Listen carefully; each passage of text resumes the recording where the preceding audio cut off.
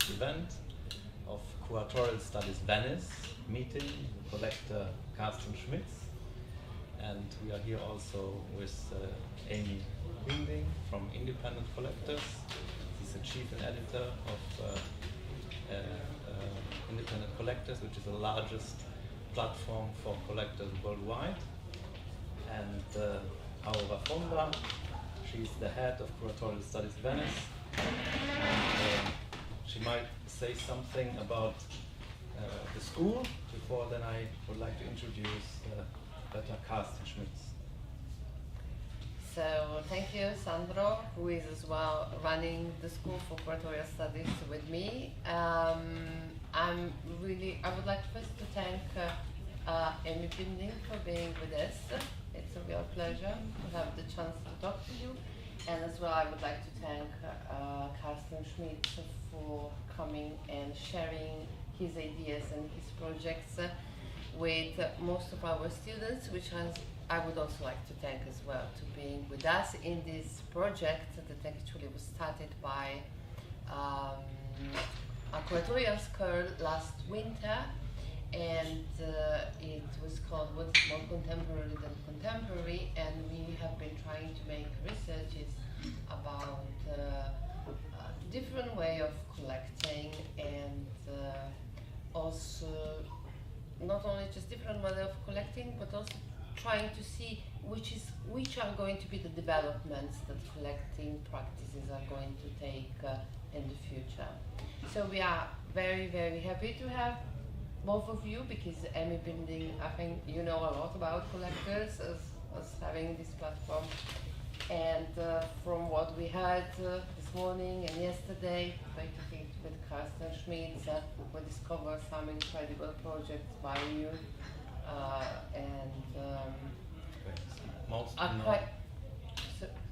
A kind of projects which really makes you thinking about the collecting practices in a kind of more wide and interactive and a way that it overcomes certain limits that you usually think a collectors could be, at least in the past, but also in the present.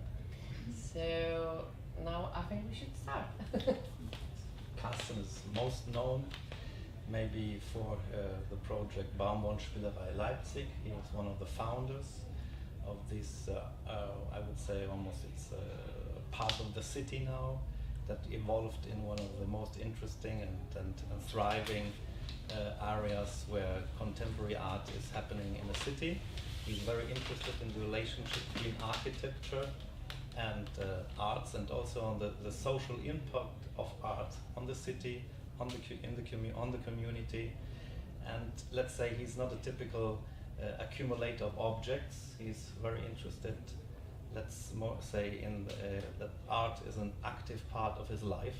I think he likes to meet the artists, he likes to live with the artists. Sometimes he performs also together with the artists, and he's following in particular some artists like Olaf Nicolai or Thilo Schulz, where he has many works of just one particular artist which he's following since years, mostly German artists he's following.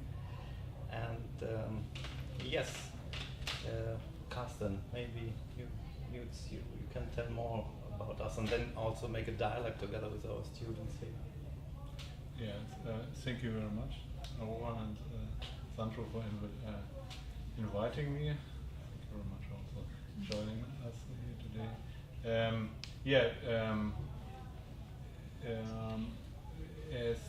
As started yesterday, I now make a short summary about the things yesterday and today, and putting some photos together.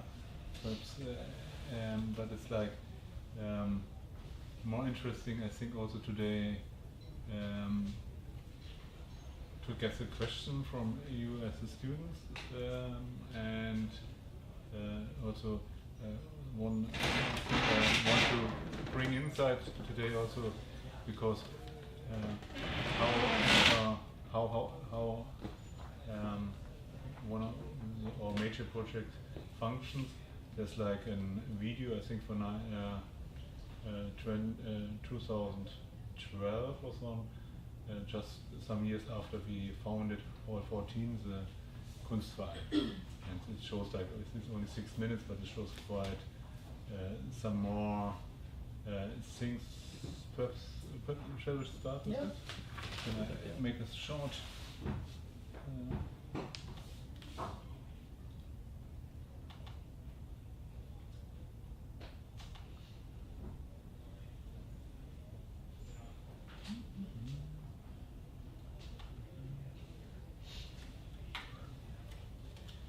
second.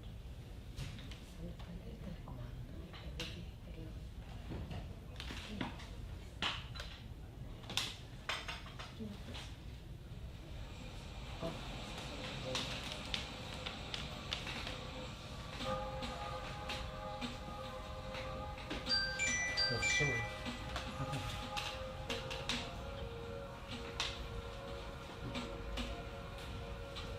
Die Halle 14 ist ein gemeinnütziges Kunstzentrum auf dem Gelände der Leipziger Baumwollspinnerei.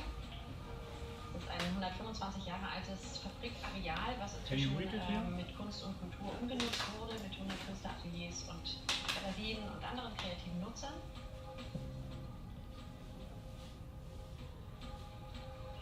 Die Halle 14 befindet sich in einem 20.000 Quadratmeter großen Gebäude, ist heute Schauplatz, Denkraum und Kommunikationsort für zeitgenössische Kunst.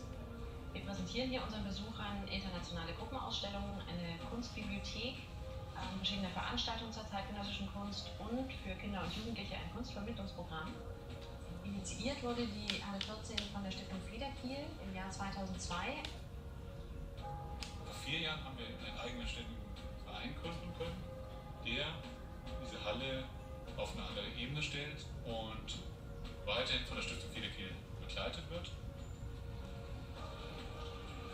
Was ich an der Halle 14 besonders schätze, dass es einfach ein junges Team ist, dass es ein sehr motiviertes Team ist, dem es gelungen ist, innerhalb von ganz wenigen Jahren hier ein ganz bedeutendes Zentrum für die zeitgenössische Kunst auf die Beine zu stellen. Die Halle 14 ist die Spinnerei mit die wichtigste Entwicklung für das internationale Renommee als Kunststandort.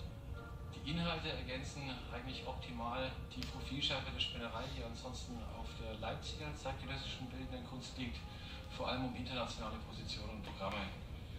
Das zentrale Anliegen der Halle 14 ist die Präsentation aktueller zeitgenössischer Kunst in kuratierten Gruppenausstellungen. Wir zeigen 1 bis 3 Ausstellungen pro Jahr, meist in den Sommermonaten.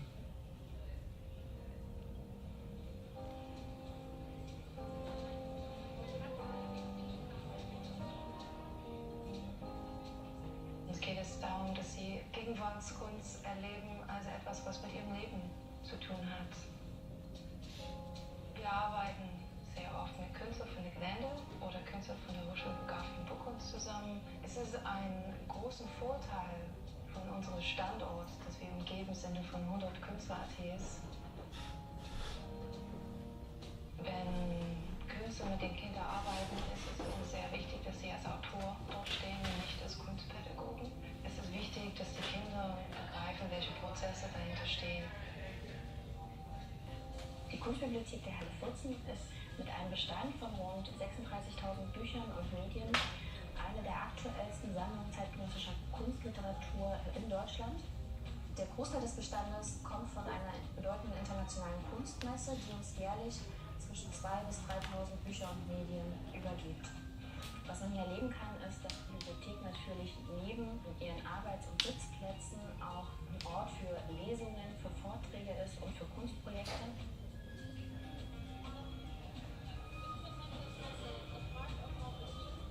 Das ist hier das Besucherzentrum der Halle 14. Es ist Empfangshalle, Informationsort und Büro.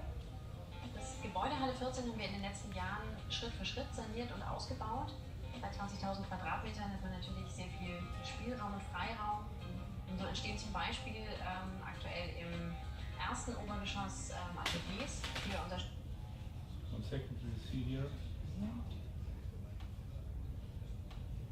You see here again the big artwork for Benjamin Bergmann. It was the first artwork what site specific was made in the year 2002. you see, there's a bicycle, and the title was "Und irgendwann will ich es wissen," and like it's like in France probably. Sometime I want to know it.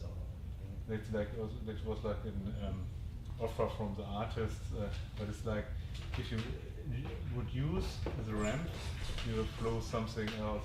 Here behind is like something you can fall on, but because if you make it, it would throw into the roof, or probably go through the rooftop. Ersten Obergeschoss Ateliers für unser Stipendienprogramm. Das Stipendienprogramm sieht vor, dass internationale Künstler in der Spinnerei ein bereicherndes, ansprechendes Umfeld finden, um konzentriert arbeiten zu können für mehrere Monate. Die Ateliers werden unter anderem möglich durch ein EU-Projekt, das nennt sich Second Chance, in dem wir mit verschiedenen europäischen Partnern zum Thema kulturgeprägte Revitalisierung uns austauschen. Das sind Partner aus Venedig, Ljubljana, Krakau und Nürnberg. Im zweiten Obergeschoss der Halle 14 präsentieren unsere Partner ihr jeweiliges Ausstellungsprogramm. Zum Beispiel die Klasse für Installation und Raum der Hochschule für Kraft und Buchkunst Leipzig im sogenannten University Cube. Im zweiten und dritten Obergeschoss entstehen zusätzlich zu den Flächen unserer Partner weitere Präsentationsflächen für Sammlungen und weitere Ausstellungsmacher. Halle 14 ist dadurch etwas ganz Besonderes, weil es eben ein wirklicher Möglichkeitsraum, ein noch nicht gefüllter Möglichkeitsraum, ein Raum, in den alles hineinwachsen kann. Und es ist ein wirkliches Labor eigentlich für zeitgenössische Kunst. Das können mal gesellschaftskritische Themen sein, wie 2006 zum Beispiel die Ausstellung Kultur der Angst oder die aktuelle Ausstellung Changes. Das können Ausstellungen sein, die Kunstregionen präsentieren, wie die Ausstellung Terra Nullius mit Kunst aus Australien oder die Ausstellung Bronze Puls mit Kunst aus Ghana. Es können aber auch mal Phänomene sein, wie das Phänomen des Unbestimmten oder die Passion des Sammels. Die Halle 14 liegt mir am Herzen, weil ich denke, dass diese Großartigkeit und Großzügigkeit der Räume eine irrsinnige Herausforderung für uns Ausstellungsmacher sind, mit ihnen umzugehen. Der Kunstraum wird zu einem Ort der Kommunikation, er wird zu einem Ort des Bewusstwerdens, des Bewusstseinsschaffens, er wird quasi zu einem Verhandlungsraum, weil man Dinge besprechen kann, die zum Alltag gehören, die aber auch gesellschaftliche Probleme miteinander verknüpfen. Ich spürte so den Enthusiasmus dahinter, dass da was Frisches passiert, nicht ein eingefahrenes, etabliertes Museum ist, sondern ein Museum im Aufbruch und Entwicklung. Der Verein hat, denke ich, auch vorbildlich zusammen mit den Architekten gezeigt, wie man ein solches Gebäude auch gut sanieren kann. Das drückt sich ja auch aus in der Mitwirkung bei dem EU-Projekt Second Chance, was wir auch wiederum besonders begrüßen, dass hier auch über den Leipziger Tellerrand hinaus geguckt wird. Für die Halle 14 wünsche ich mir, dass sie ein Ort der Innovation, der künstlerischen Innovation bleibt, dass also die freie Kunst, die unhierarchisch außerhalb des Wettbewerbs entsteht, auch über die nächsten Dekaden weiter eine Plattform erhält. Halle 14 ist in der Spinnerei gewachsen, sie gehört fest zu uns. Wir freuen uns, dass diese Pflänzchen gerade ein starker Baum wird.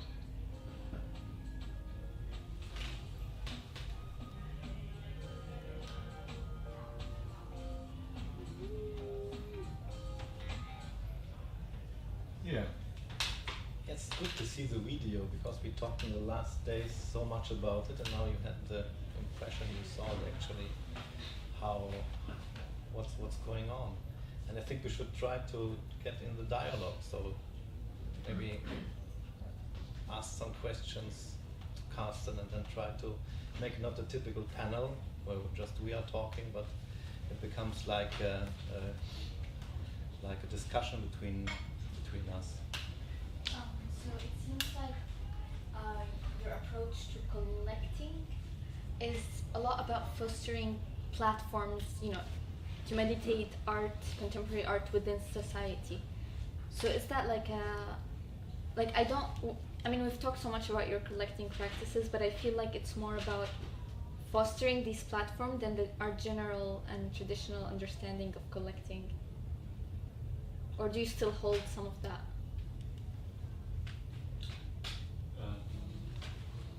Yeah,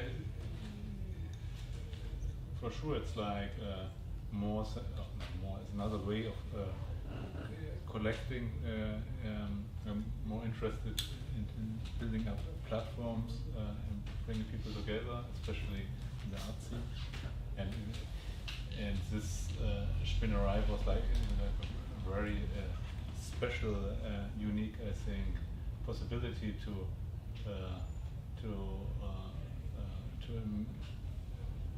bring so different subjects together. As we mentioned, one important thing, and this is I think in every city, so it's like you need different ingredients. One ingredient is you need place and spirit to find artists that they feel well. Therefore, I think Berlin gets also the next year would be a fantastic city because so many artists are there. Still, when they get an artist brain, a lot of artists now changing houses again. But there's so many at the moment there. That's a very unique situation. When we start in Leipzig, much smaller structure. Nowadays, I know that we have also like we join a strong dynamic and put something else together to build up the dynamic further. So it seems like your definition of collecting, because when you say collect, it means take something and put it in your house and like the but for you it seems like collecting is about opening it up to the public and giving it back to the communities. Yeah, I think what you say is like and I get aware more about because we speak about it. It's like that. It's for me. It's also like I collect situations and learn from situations. Sometimes I bring my experience inside and my network inside to make it going on to build new bridges. And sometimes it's only to stable bridges. And it makes it a lot of fun to offer my experience. Yeah, actually the word is more bridge builder, not collector, you're right. So, or he is collecting in order to be a bridge builder, or that he can be a bridge builder in the arts. I think so. So it's not, you're not attached so much to the object. Of course, you have a magazine, you are storing your artworks and so on. But the main thing is that what you can create in a community, or for the art community, or for an artist you're following.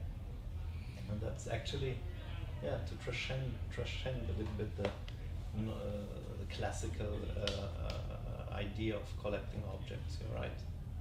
And it also goes past just in the realm of art as well, and I think it plays like a role of like education and by opening up your private collection to the public.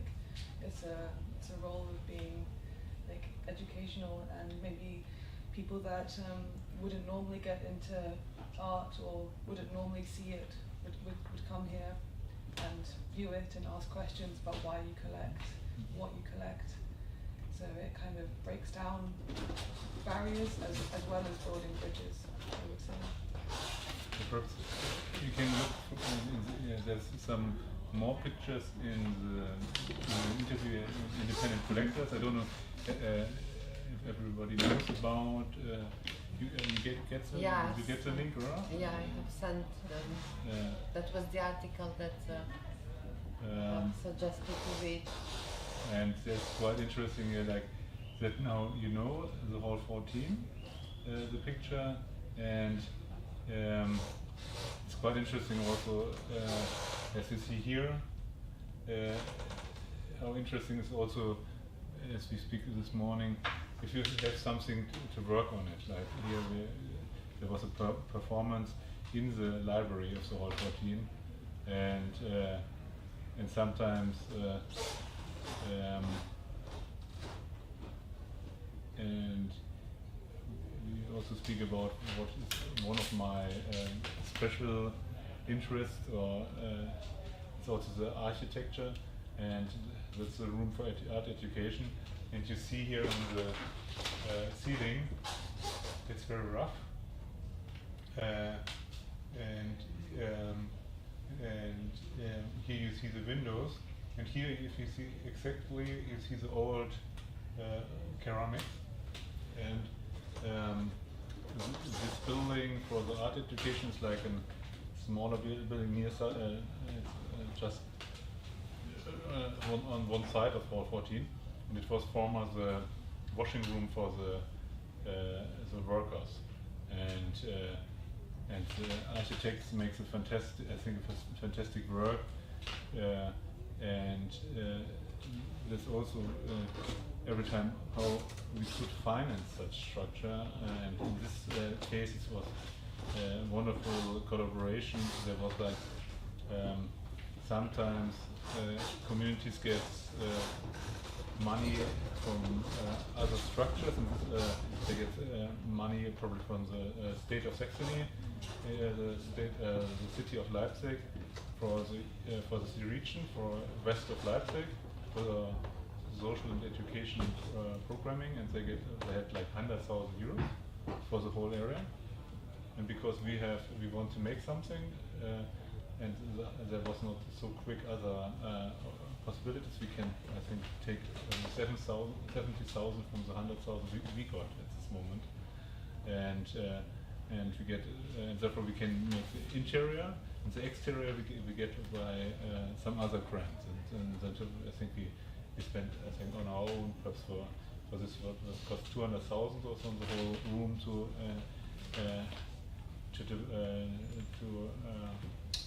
bring it in this. You see now we print, but I think 10% was our money we have to put inside. And this is the things because when we speak about it, we are I'm very lucky that I could bring so many things a step further. But sometimes you have to be also lucky to find the right money, the right partners for it. Yeah, this is a very important issue. Actually, can I go back to the first picture? Because I was just thinking, the first picture, the one from 909, because it's... 909, okay. Yeah, because this picture, from my point of view, is like reassuming a little bit as I see you as a collector, because it gives an idea of a huge place, but it gives you also an idea of a place where something is really happening, a lot of production and things going on. And so I was just thinking, this is like the fourth time we get to meet here in the Danieli, and some of the questions that rise out with the other collectors is what they are going actually to do with their collection when they will pass by.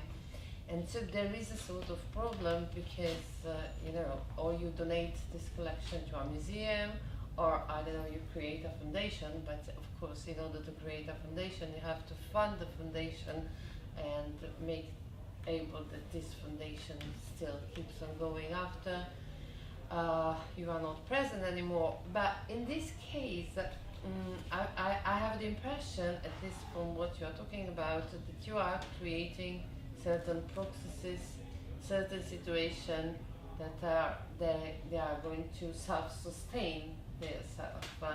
So, but this is a huge work, at least from my point of view. How much time and energy is taking these, and do you believe that some of the projects are going to, you know, grow without your presence, even if you don't pass by, but you are still, I mean, because I have the feeling that certain project really can, you know, start to live autonomously without actually even today, tomorrow. So this is interesting because you don't have this problem, what am I going to do with my collection? Actually, maybe you are one of the rare people who could say that some of your projects are going to go on by themselves. Yeah, that's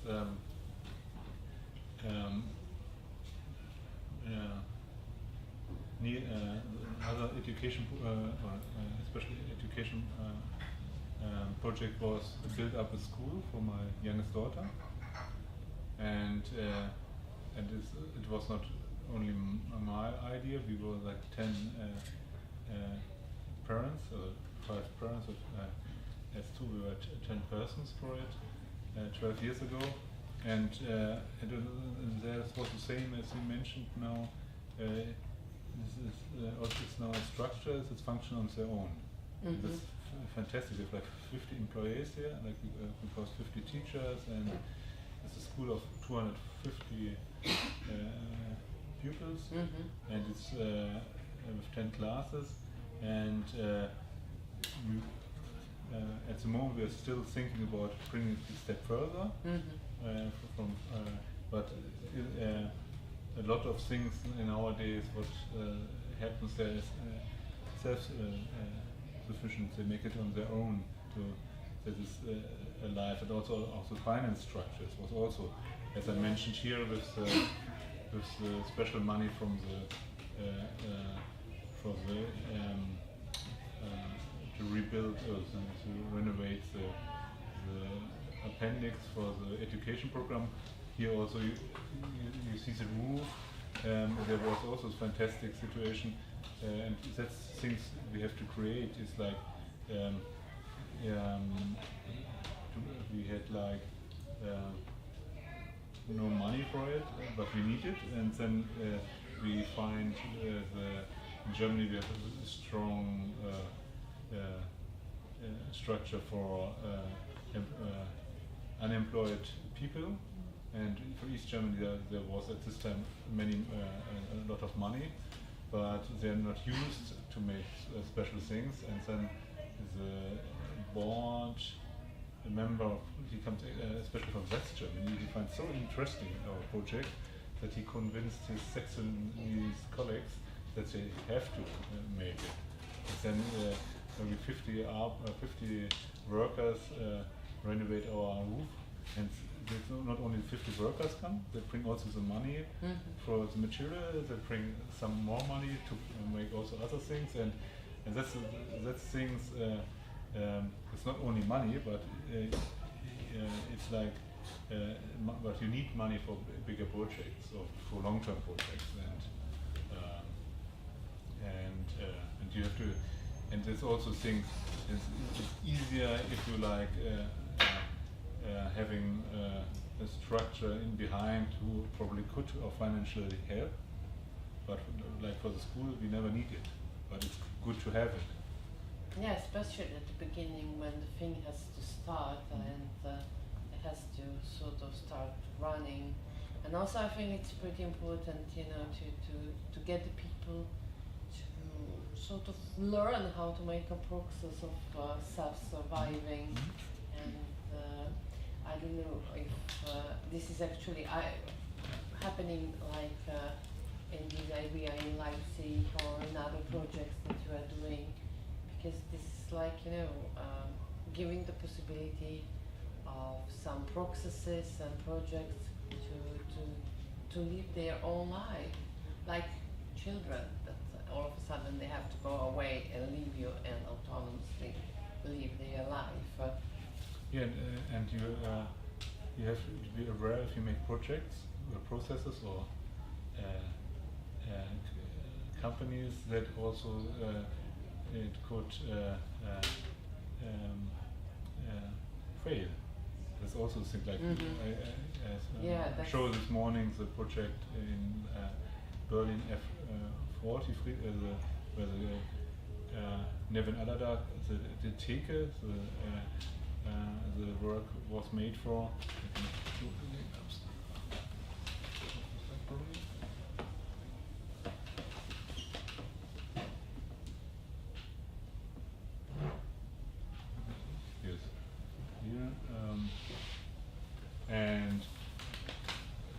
very lucky because an artist asked me if I could join the process to build up a new room. There was like a company or a small structure, but a rich company in real estate, and they had like Friedrichstraße in Berlin in the center, near Checkpoint Charlie, and they want to have something more with energy than to have only a shop there or so.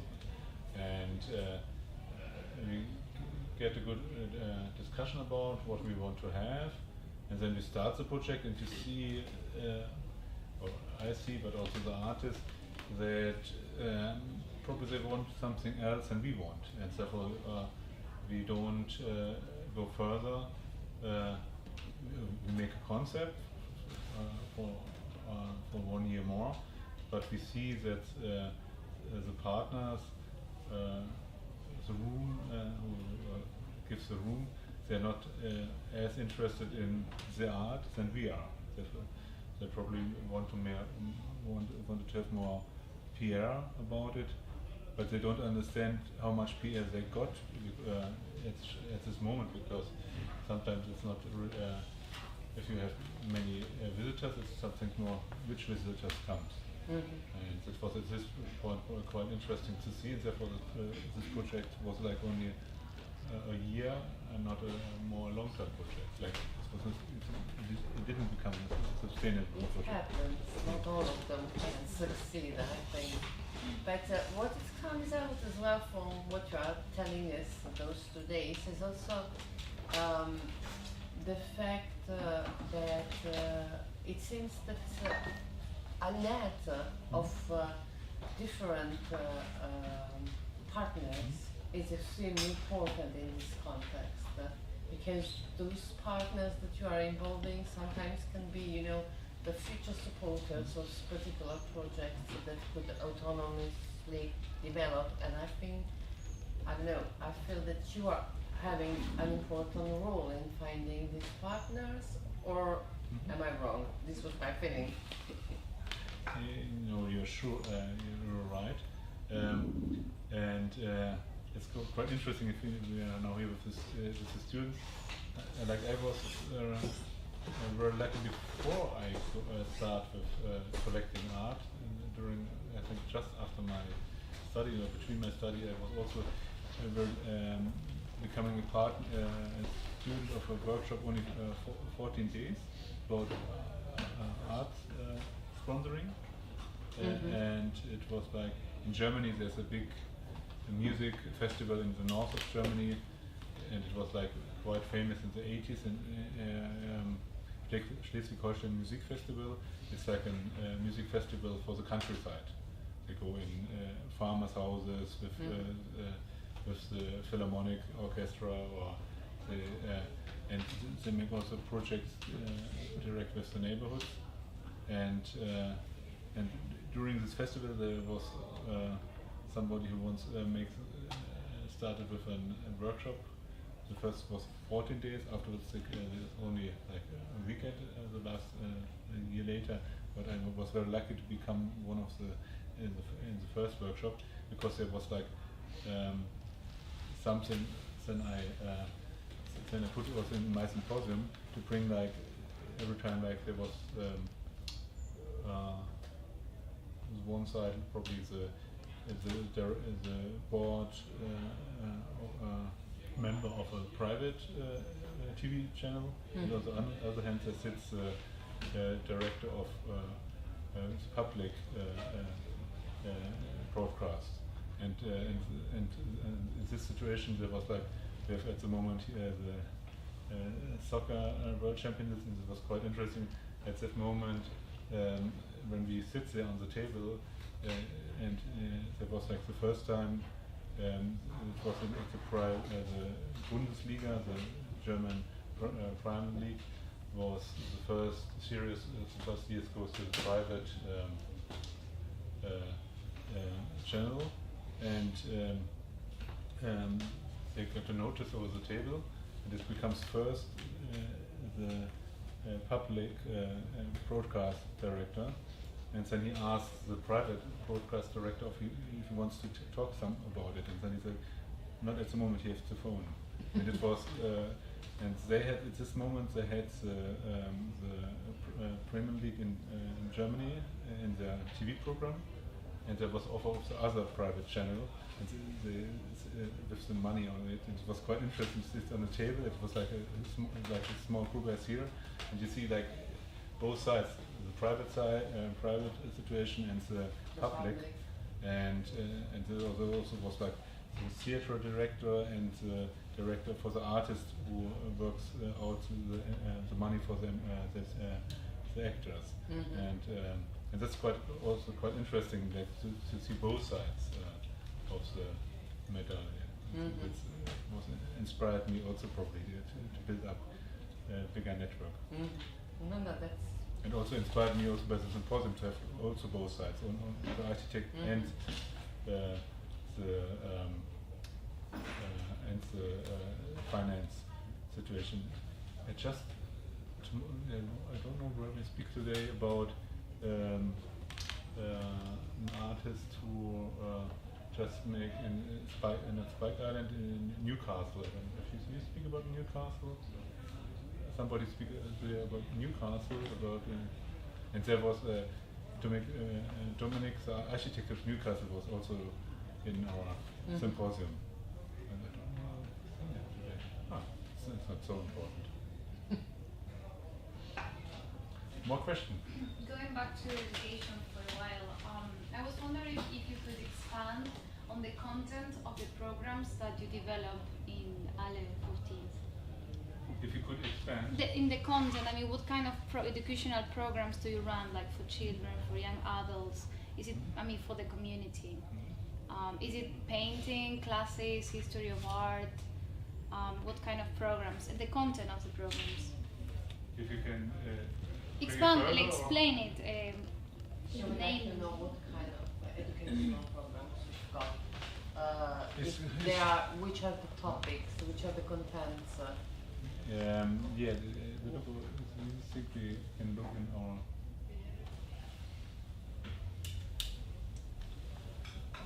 I look into the web. Probably the easiest thing is look at the website and I explain it.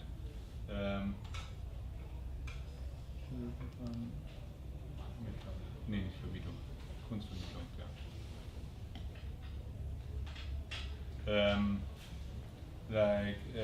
You see with like laufende Projekte, like what we make at the moment. The easiest thing is here what we made the last time. So it's like sometimes it's what we make every time is like, as I mentioned yesterday, that we work together with the school of teachers in Leipzig, and like then we have like I think every week we have like a class where you can learn.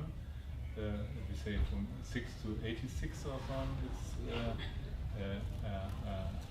drawing class, and we have like we make special projects with schools in the neighborhood. Sometimes also summer schools, but it's easier to make it like during the school to work together. There's like, if you know it, there's a big difference between East Germany and West Germany. That's also not a lot of people knows. Like in Europe, we have like the comparison where has the best school system, and it's called PISA, and the Scandinavians are quite good, and especially the Finnish. And the Finnish system was redesigned in the 80s, and they orientated their system on East Germany. And when we have the unification, we didn't. Germany don't look to the east. We take our bad system from the west, and not that the east have to have the same system, but it was not that it was not the best of both systems. It's still very different in Germany from country to country, how to call it, from country, the federal system. Region. From region to region, like Saxony and Bavaria. And therefore we are very lucky that we have like we were in Saxony, because they have like till now this strong like there's the whole day school, not only for the happy families. Well, it's not happy, I think, when the woman has to be at home at midday because the children comes home at 11 o'clock or 12 o'clock, and then in the afternoon there's no school. I think it's much easier to have the whole day school, and therefore they have very good programming also with art institution in Saxony. Like the museum in Leipzig, they have a whole book every year for the teachers, what they have as art education programming, and therefore we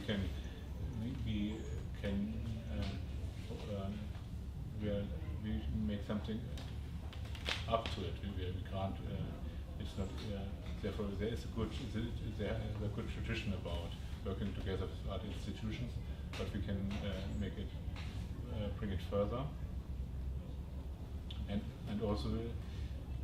Sometimes we also make like conferences to learn from other structures, and because we get a lot of prizes for our programming, if you get a prize, normally you meet others who get also a prize, and therefore they learn also from the juries and so where they get some prize from.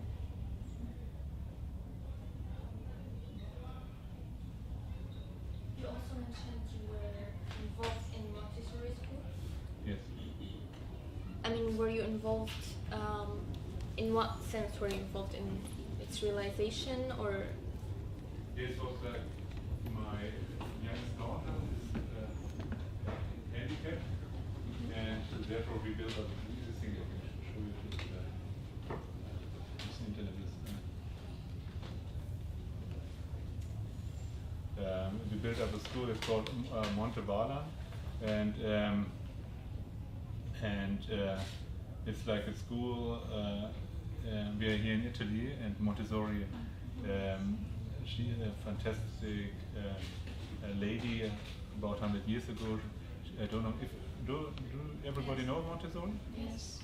And she makes it like especially for also for people with handicap. It's for every person quite interesting, but especially for people with handicap, children with handicap. Not only children. It's quite interesting for our school. If you make a new school in Bavaria, you cannot say, "Oh, this school is fantastic. We make it also the same school." You have to invent a new school system if you make a new school. And therefore, our invention was that we make. Where is it?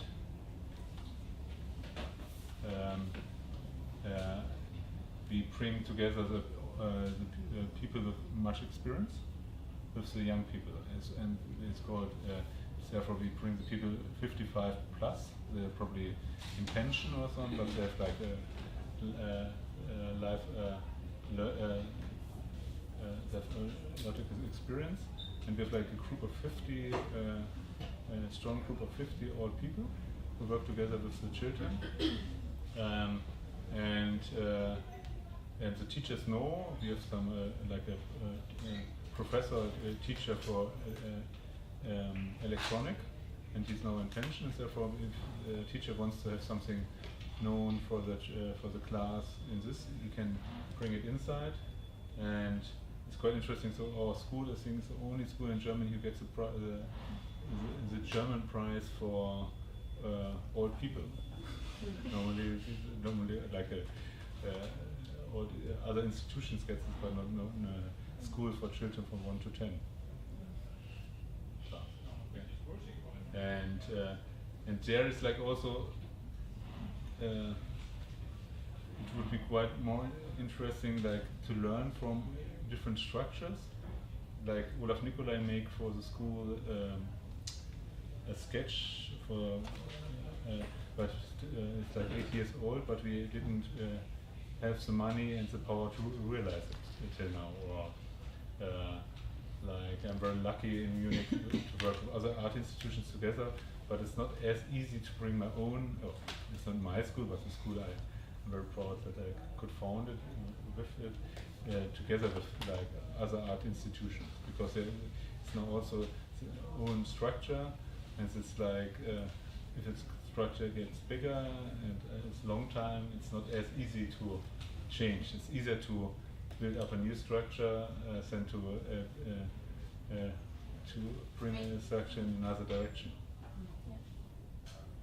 But so building up new structures, or we also mentioned today that with your close connection to artists, for example, Olaf Nicolai, you sort of have also become, is there maybe the possibility for the model of Halle 14 to then be implanted to another city, and therefore someone becoming a figure like you?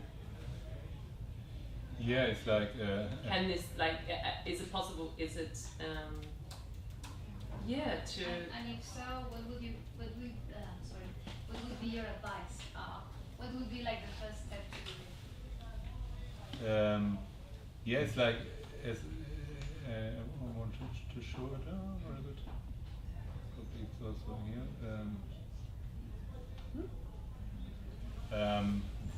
I look for the project under the construction I mentioned, but it's quite. I hope that I can share my experience more to like to my own city, to Munich. And you see, it's quite interesting. You see here the art piece. It's mood. It's like what is the name? Carriage. And this piece was, this building was demolished, and therefore we find a new place, and we hope in some years we can put it back. And you see here this is another structure than the structure in Leipzig. It's not as nice architecture than we have in Leipzig. That's a quite interesting art piece here from, why is not the name on it? From a site-specific piece. It's and as you ask, it is not as easy to transform it, to bring it in another city. Like here with, we made like a collaboration here with Venice, with Second Chance, was also mentioned in the film, with the tower here. It's fantastic if you see the publication we made, we have to make for the European Union, and you read here about the Venice project, and the title is The Brain for Arts, Science and Culture, the Porta Nuova Tower. That was our partner here in Venice, and now if I speak to Aurora, she said that's now probably closed the structure, and therefore it's not you have to find many ingredients, and you have to find a partner in this. We find strong partners to make it dynamic, because here's I think why the project in Munich was not in the first step a success was on the one hand the city, because the city's the structure is too big. They're not, or you have to design a new structure in the city government, and the second thing is, and this was like quite interesting when we compare the Leipzig project with other projects. When we start Leipzig, there was also started. Can I show you Zeche Zollverein? Zeche Zollverein is a project Rem Koolhaaf we speak about, and a fantastic architect. He makes a master plan for it, and probably it's easier to show some pictures.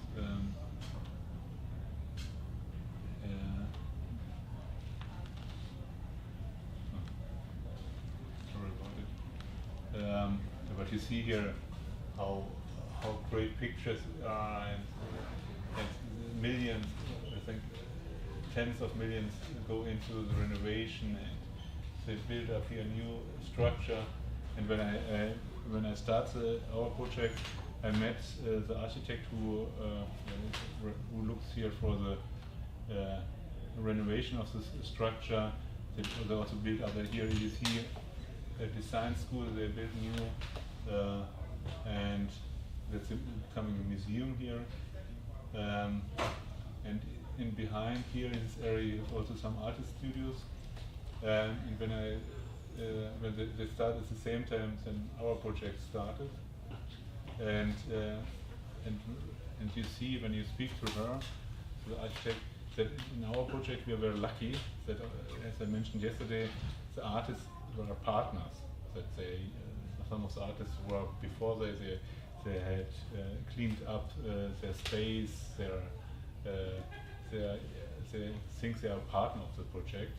And here it's like they are more artists as a consummate. They want to have a nice space, they want to have a brand, they want to have a place to show, they want to have a curator, they want. And so on the other hand, you have the structure of the government, also about the community, and they're used to it, that they offer the artist a space, an exhibition, but probably not enough money for all artists, not enough space, not enough good curators, not enough good shows, and therefore it becomes,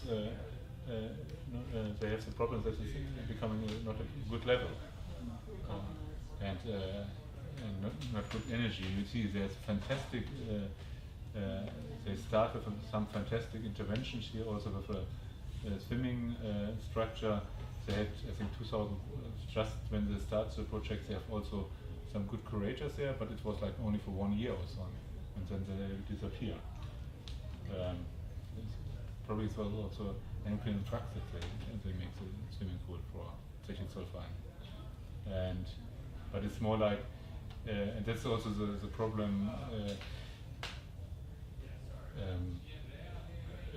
You have three things. You have such a situation. You have on the one hand, and that's the things we are very interested in, is the culture.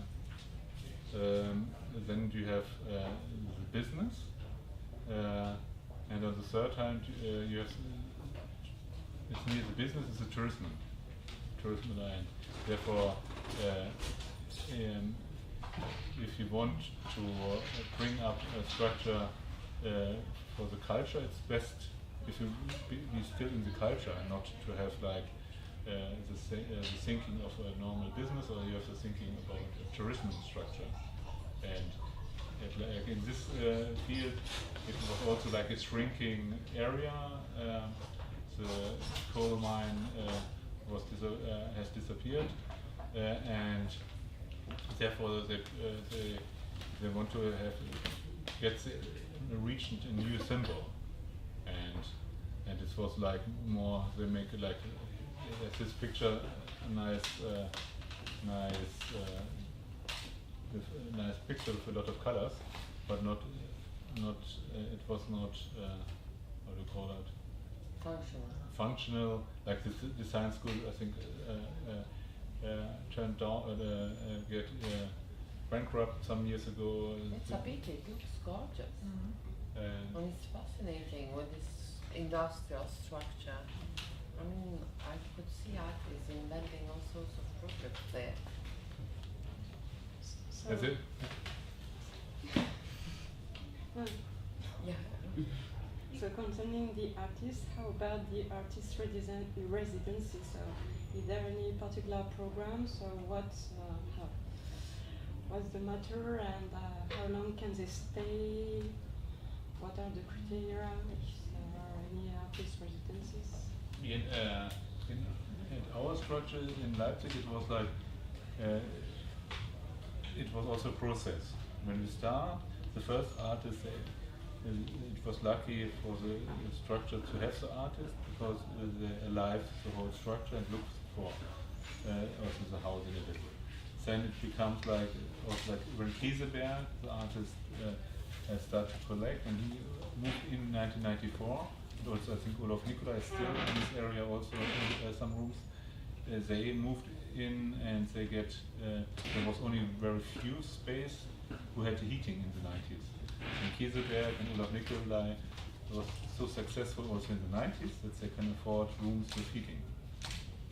But they have to pay for the heating. Then when we start the project, stepped into, we start I think with the first was like €1, then it's going up to €3, and nowadays when we start it's I think €5 a square meter, and that's also one of the weak things also in our structure. I think for the future there's not a board for it. It's like depending on in history it's depending very strong because other artists recommend artists we should take, and we think okay that is if you make it a long-term success, probably it's not the time to find the right board, that you find every time the right artist only for rentals too. And then I think there's like Hall 14 has sometimes also a studio programming if there's the funding, I think two other structures are who have like funding and they, but it's like mostly like an, how do you call it, like the state of Saxony, they send us every year one artist for 3 months. It is, and like for the 120 artists, therefore probably 10 artists get a grant or a part grant for their work there. And yeah, but it's quite, perhaps a question before, it's quite interesting also to answer it because as I mentioned from our Bible, it's you see in the video you see quite a lot of protagonists of our project. You saw Jörg Vandenberg, who was the last 3 years the curator of Federkiel. At this moment he was the director of another foundation. You see Frank Motz, I don't know if you've seen it, he's a man, and Frank wrote an introduction for our Bible, and it's quite interesting because there's also a comparison with like some other structures in the 1902, 1903, and created you. I'm going to read it. The first three. The first three, please.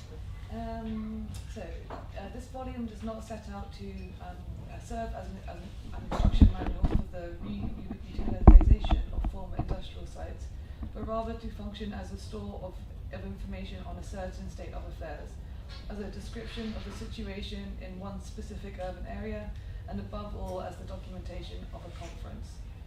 Can abandoned industrial spaces, given their breathtaking freedom, be assisted to dignified census, that's really hard to say, censusance through the implantation of art? Does an art institution of the future, architecturally speaking, still ever need to exist?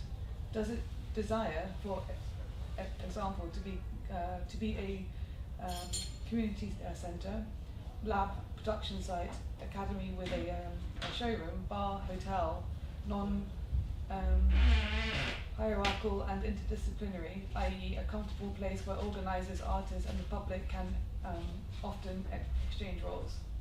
What are the conditions that will broaden and raise awareness of each individual who comes in contact with it? What or whom do cultural institutions or spaces serve in general, and what expectations should they fulfill? Is architecture only social in rare cases, namely when its aesthetic self-presentation remains inconspicuous and serves the social system rather than, as usually is the case, disturbing it in order to call attention to itself? Thank you. Yeah, that's because it's quite interesting. Like the sentence, especially the sentence when we make it, that you have like what could it be? When we start the project, like we go also to look at other structures, and like the Masmoka is in the structure in the south of Boston, in the north of New York. Like it's like 4 hours drive by car from New York in the north and 1 hour drive from Boston in the south, in the middle of nowhere. And it's like an and they make like they make a co-financing for the art institution. They have a concert hall that's also commercial and non-commercial. They have an exhibition hall, and they have a hotel. But it's the hotel is like they developed it and find a partner who finance it, and they pay a little more, but they have a co-funding for the art institution, and they have some office spaces. And this was quite interesting for us to see, because when we start the project, we are not don't know how the future could be. And this was one of the examples. And which as the question was how you can bring it to another space. And therefore, there's some ingredients probably we learn in Leipzig we can bring also to another cities, but there are also some other art institutions where we can learn from them. If you are open-minded. This is sometimes the problem, because often when you make such projects, you have a history. You don't start at point zero. But especially like here in Venice, how fantastic would it be? We speak about to make a wider program for residential. Yeah,